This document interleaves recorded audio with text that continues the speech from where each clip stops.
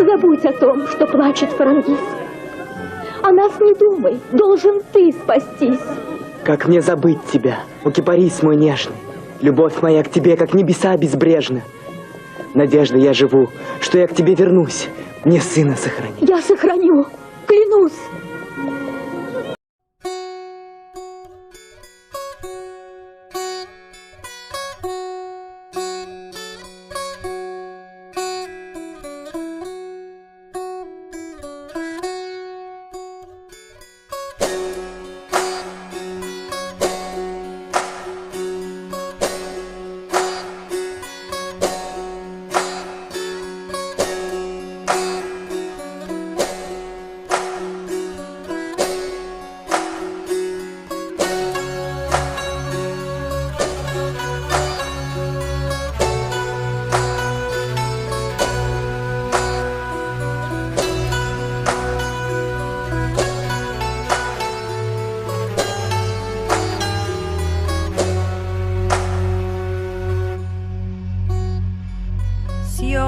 سیاوش را دست بسته چو سنگ فگندند در گردنش آلهنگ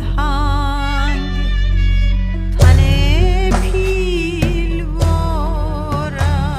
بران گرم خاک فگندند و از کس نکردند پاک بریدان سر شام بارش ز تن فگندش شو سرو سهی بر چمن بریدان سر شام بارش ز تن فگندش شو سرو سهی بر چمن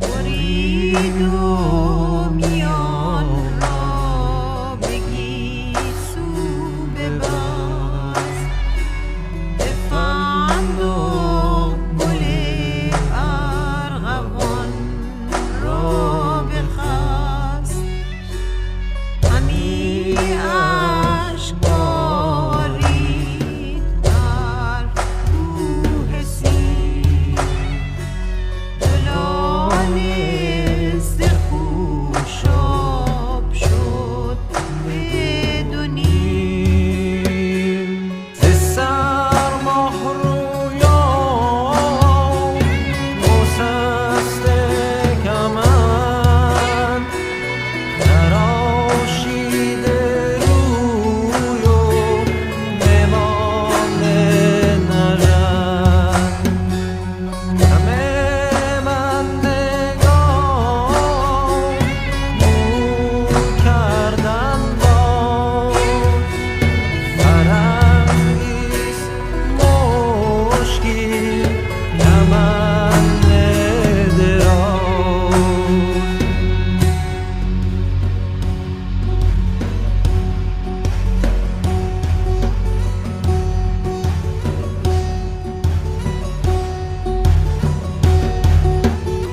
کشتی سیاوش را بیگناه به خاک اندر انداختی نام و جاه همه شرق و زاری و ناله گشت به چشم اندرون آب چون ژاله گشت خروشش به گوش سپهبد رسید چون ناله و زار و نفرین شنید جهان آرمیده ز دست بدی شده آشکارا ره ایزدی